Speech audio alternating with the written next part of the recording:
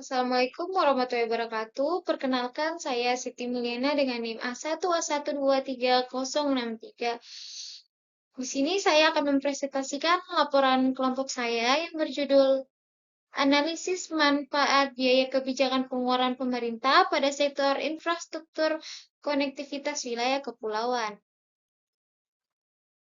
Latar belakangnya yaitu satu, Sulawesi Tenggara memiliki pertumbuhan ekonomi agregat yang tinggi dan sumber daya yang melimpah.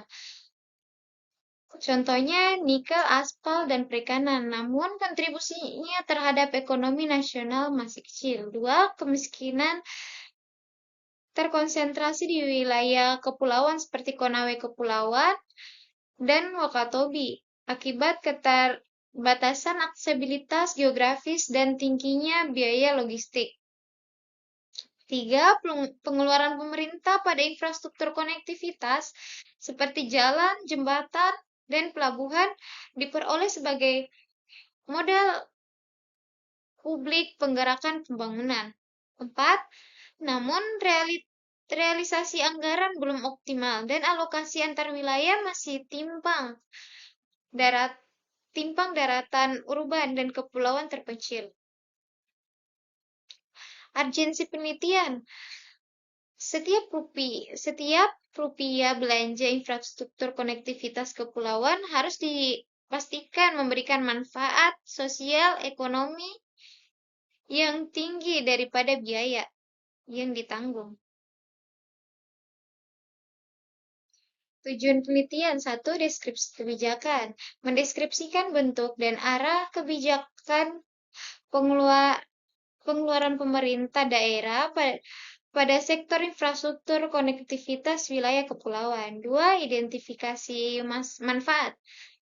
Satu, mengidentifikasi manfaat yang dirasakan masyarakat dan pulau usaha di wilayah kepulauan atau terpencil. Tiga, analisis biaya. Menganalisis biaya pembangunan, pemeliharaan, dan biaya sosial, ekonomi, dan kebijakan tersebut. Empat, rancangan metode. Merumuskan metode wawancara untuk menggali persepsi informan pemerintah, masyarakat, dan akademisi. Manfaat penelitian, manfaat teoritis, kontribusi model cost-benefit analisis yang adaptif terhadap karakteristik ekonomi kepulauan, mengisi celah dan efektivitas belanja pemerintah di wilayah pesisir. Bagi pemerintah, infrastruktur evaluasi objektif untuk menilai efisiensi proyek dan menyusun skala prioritas anggaran. Dua, bagi masyarakat dan pelaku usaha, mendorong kebijakan tepat sasaran, meningkatkan biaya logistik, dan memberikan kepastian investasi bagi usaha lokal. Tiga, bagi akademisi, rujukan ilmiah dan studi kasus perkuliahan ekonomi publik perencanaan wilayah. Bab 2, tinjauan pustaka. Landasan teori. Nah, di sini ada 6 landasan teori. 1, hukum Wagner. Pertumbuhan ekonomi mendorong peningkatan relatif pengeluaran pemerintah. 2, pertumbuhan endogen. Investasi publik pada infrastruktur memiliki efek pengganda. 3, cost of insularity. Wilayah kepulauan menanggung biaya logistik dan pembangunan yang lebih tinggi. 4, ketahanan wilayah. Infrastruktur sebagai jaringan pengaman sosial saat goncangan ekonomi atau iklim. 5, inklusi ekonomi maritim. Transportasi laut terintegrasi menarik wilayah pinggir ke ekonomi utama. 6, hub and spoke Optimalisasi jaringan pelabuhan. Hook, Kendari Bau-Bau, dan pelabuhan pengumpan. Bab 3, metode penelitian. 1. Pendekatan. Pendekatan itu menggunakan kualitatif deskriptif analisis, menggali persepsi dan aktivitas kebijakan melalui triangulasi sumber. Teknik wawancara.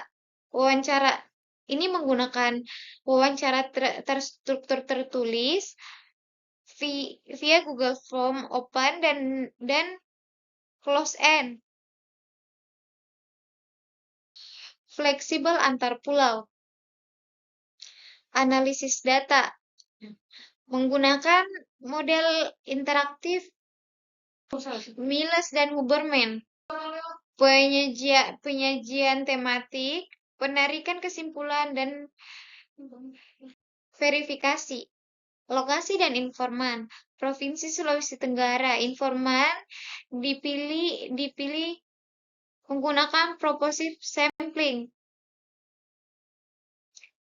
dari regulator masyarakat dan akademisi. Nah, informan penelitian di sini kita itu menggunakan 5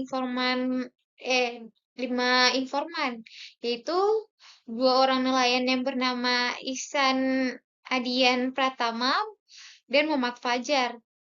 Sedangkan kalau untuk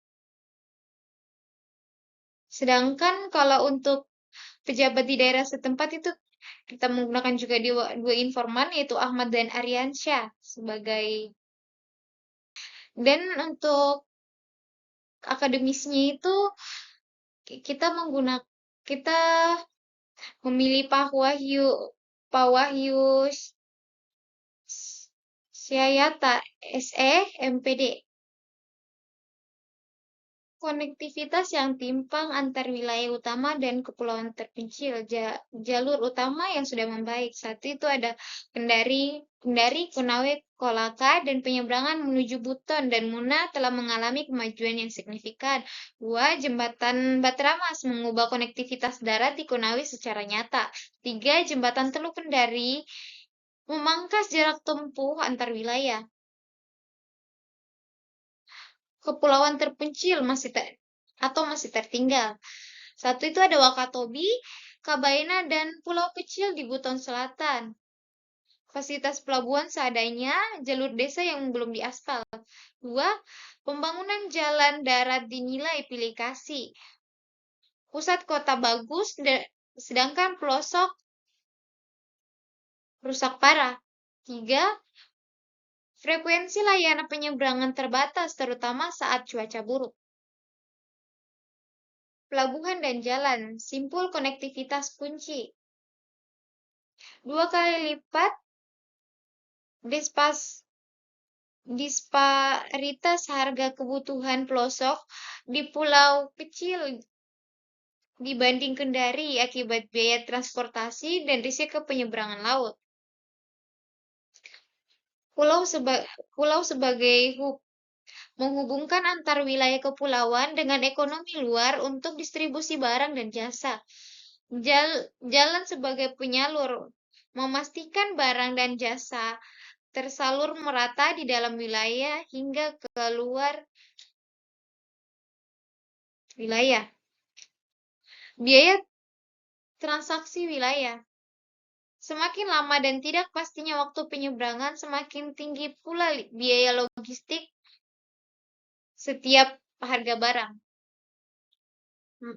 Manfaat sosial ekonomi bagi masyarakat. Nah, di sini tuh ada 4 manfaat, yaitu 1, harga lebih stabil. Distribusi lebih lancar, menekan biaya transportasi, dan menstabilkan harga kebutuhan pokok. 2, layanan darat. Waktu tempuh ke fasilitas kesehatan dan pendidikan menjadi lebih singkat dan terjangkau. 3, distribusi hasil laut. Nelayan dapat menjual hasil laut lebih cepat sebelum kualitasnya menurun. 4.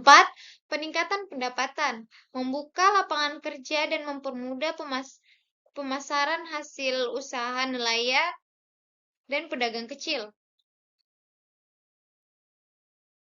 Manfaat sebanding biaya namun bersyarat.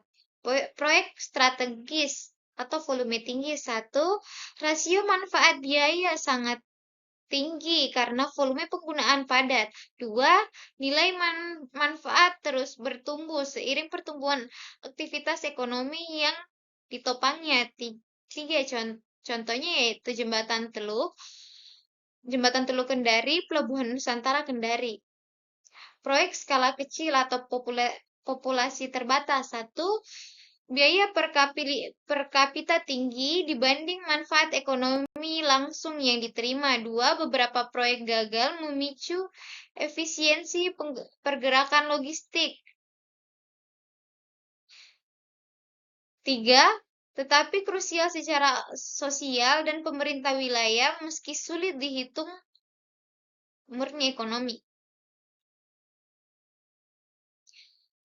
Kendala struktural dan tata kelola. Nah, di sini tuh ada 4 kendalanya, yaitu 1. Perencanaan kurang akurat. Tidak mempertimbangkan pola mobilitas masyarakat dan lokasi strategis. 2. Pemeliharaan lemah.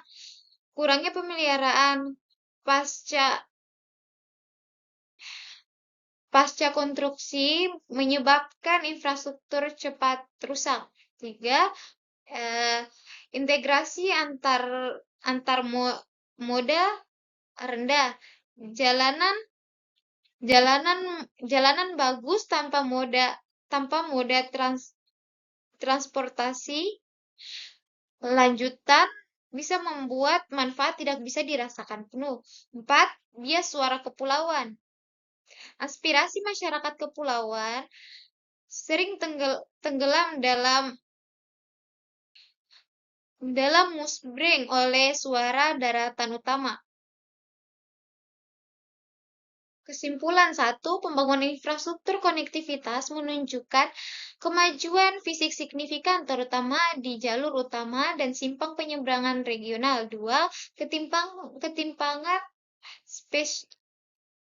spesial nyata antar daratan utama dan kepulauan terpencil seperti Wakatobi, Kabaena, dan Konawe Kepulauan masih menjadi variabel penentu tingginya biaya logistik.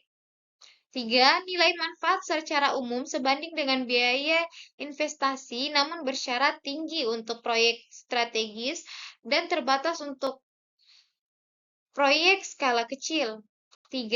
Belum optimalnya dampak fiskal disebabkan kendala tata kelola, perencanaan kurang akurat, minimnya pemeliharaan, dan integrasi antamoda. Demikianlah presentasi dan penjelasan saya. Dan saya tutup dengan ucapan wabillahi taufiq wal hidayah. Wassalamualaikum warahmatullahi wabarakatuh. Waalaikumsalam.